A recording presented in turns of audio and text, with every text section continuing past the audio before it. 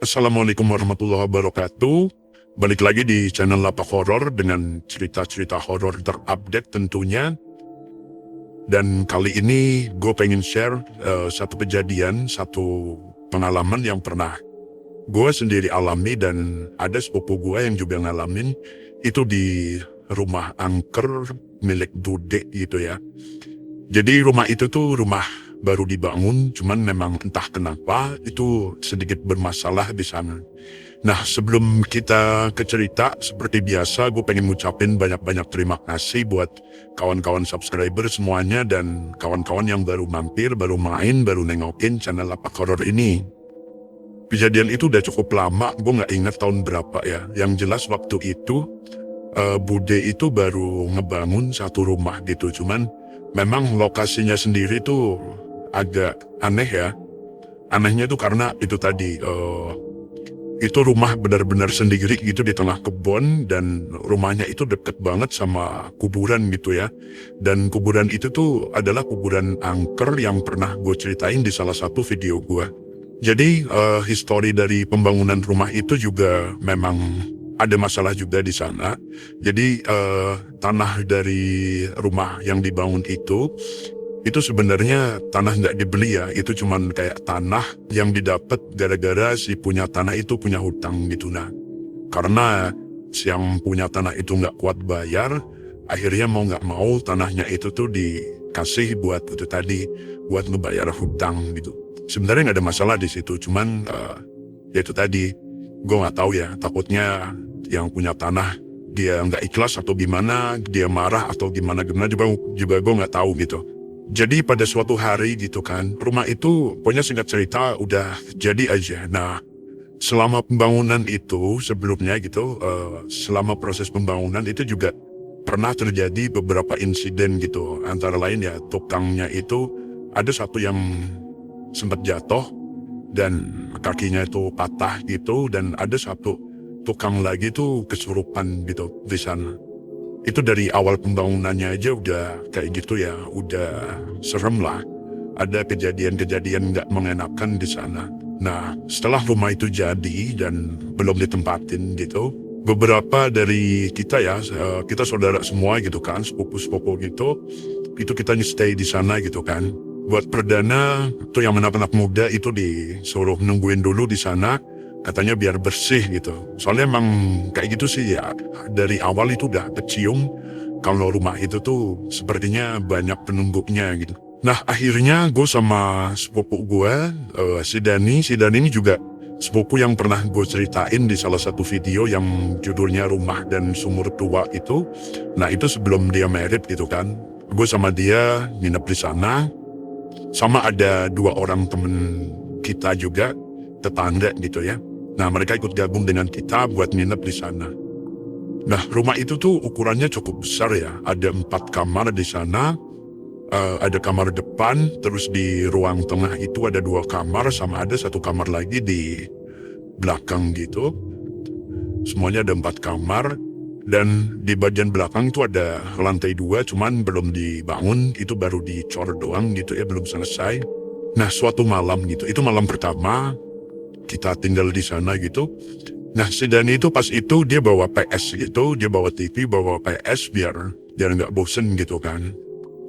Akhirnya udah kita main PS gitu. Nah, gue udah selesai gitu kan, gue udah capek.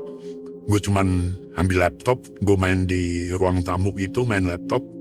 Nah, pas udah malam, entah jam berapa gitu, gue lupa, jam 11-an kayaknya. Itu gue masuk ke ruang tengah gitu kan. Gue ngeliat si Edi, salah satu tetangga kita yang tinggal di sana juga. Itu dia lagi main PS sendirian gitu. Nah, gue panggil-panggil gitu kan. Ed gitu kan, mau bikin mie nggak gitu kan. Gue tawarin dia bikin mie.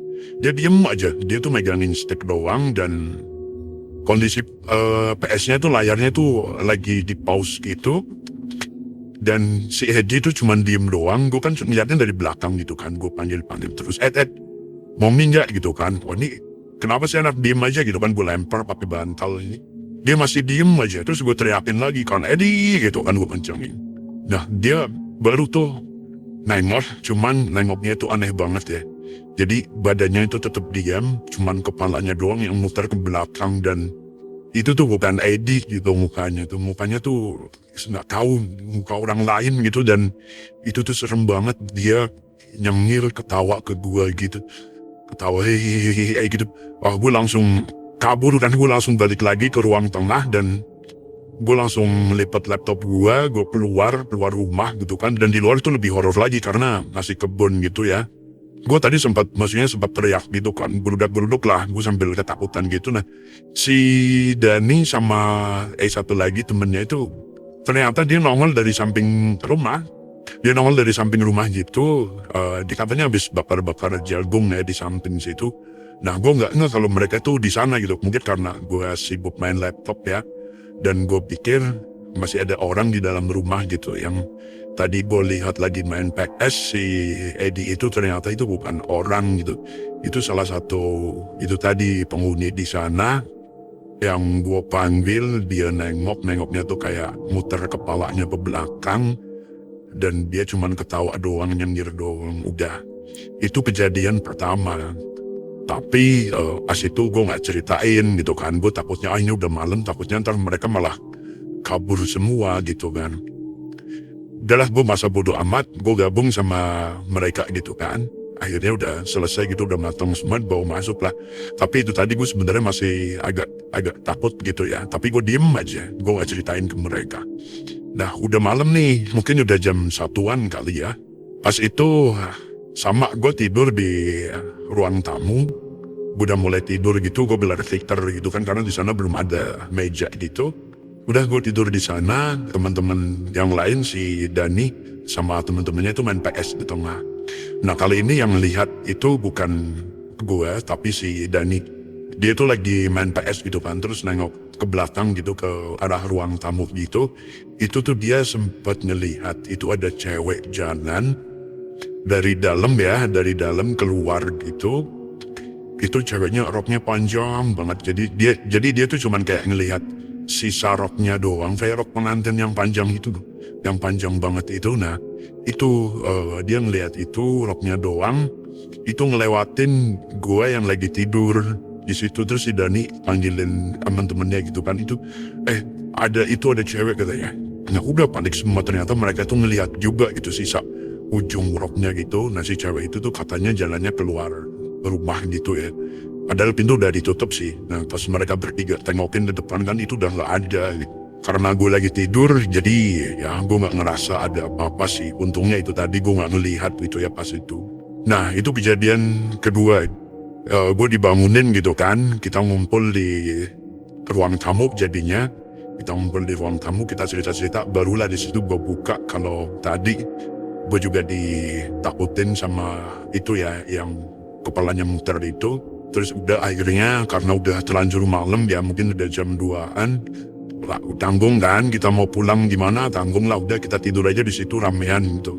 Nah, pas udah tidur ramean gitu, kita mau tidur tapi nggak bisa tidur gitu. Kita tidur di ruang tengah berjejer 4 gitu. Kita cuma kelap-kelip sambil ngobrol gitu kan, tapi nggak tidur gitu kan. Nah, udah sekitar mungkin sejaman gitu ya. Mungkin udah jam 3 kali. Pas itu gue ngeliat jam karena di situ belum ada jam. Cuma jadi perkiraan doang, mungkin sekitar jam 3. Itu tuh tiba-tiba dari arah dapur tuh ada suara berisik gitu, ada suara langkah-langkah kayak gitu. Sama ada beberapa ini ya, yang buat masak mie apa tuh, panci gitu, itu jatuh gitu, blodak gitu. Dan ada kayak rame gitu lah, ada orang di sana gitu. Kita bangun semua kan, empat-empatnya, kebetulan kita belum tidur. Kita bangun dan kita udah ngeri, wah ini pasti nggak beres nih gitu kan. Dan bener aja gitu, nggak lama setelah itu kita berempat kan nengokin semuanya, bangun ayo kita tengokin gitu.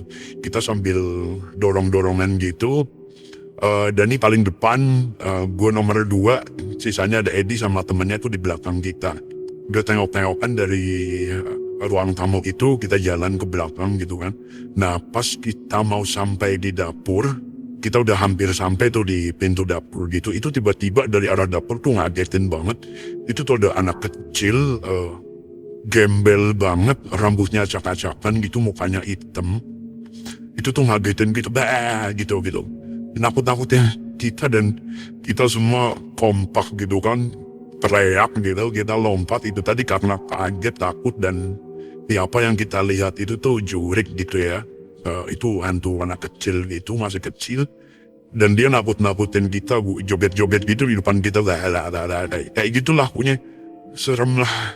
Nah setelah ngelihat anak kecil itu, akhirnya beneran kita, udah deh kita keluar aja deh, kita keluar dari rumah gitu. Akhirnya kita keluar, kita nunggu sampai subuh kan. Udahlah mungkin kalau udah subuh agak sedikit aman kali ya gitu kan. Udah kita nunggu di depan rumah, akhirnya udah kedengeran subuh tuh, udah kita subuhan gitu. Terus habis itu kita pulang. Dan kita nggak cerita apa-apa ya ke siapapun, kita janji udah kita jangan cerita apa-apa, nanti aja ceritanya katanya gitu. Besok kita coba kesini lagi tapi ada ramean katanya. Hari kedua kita nginep di situ, ada ramean lagi. Kita ngajak tambah 4 orang, jadi totalnya tuh ada 8 orang di sana. Wah rame, ini bakal aman lah gitu. Kalaupun ada ya, maksudnya yang lihat kita nggak sendirian gitu kan. Rame-rame gitu pasti seru gitu, bukannya takut tapi seru.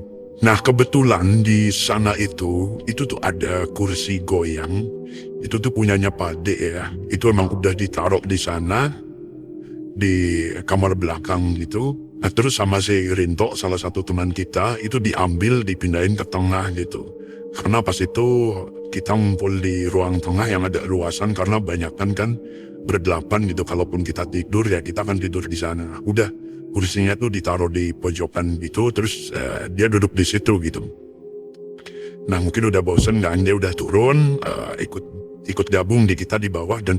Dan dari sore nyampe malam itu aman-aman aja, nggak ada apa-apa gitu ya. Paling kita sesekali itu kayak nyium bau wangi melati kayak gitu.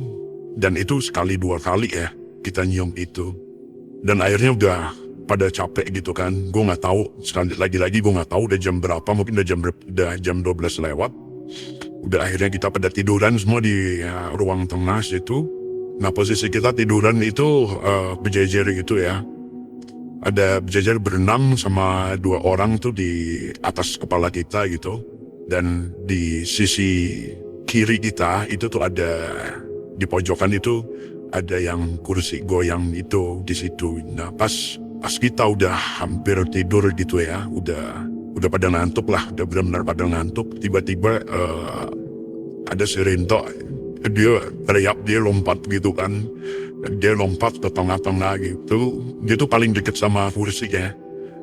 Nah dia itu katanya gitu, kita sih nggak ngelihat ya, kita nggak ngelihat, tapi kata dia itu dia ngelihat ada cewek lagi duduk di sana gitu. Posisi dia tuh pas itu tidurnya tuh miring, itu ngadep ke kursi itu. Dan dia tuh ngelihat ada kaki di sana sama rok putih gitu. Ada kakinya pucat gitu. Itu kursinya tuh goyang gitu. Pas dia melek gitu, dia tuh kaget banget katanya ngeliat itu. Akhirnya dia langsung lompat. Tapi dia sendiri tuh nggak ngelihat ke atas, nggak ngelihat mukanya kayak gitu. Dia langsung lompat aja. Ya itulah beberapa kejadian yang kita alami di rumah angker punyanya Bude. Rumah yang baru dibangun, belum ditempatin, tapi udah banyak cerita, udah banyak kejadian yang kita alami di sana gitu.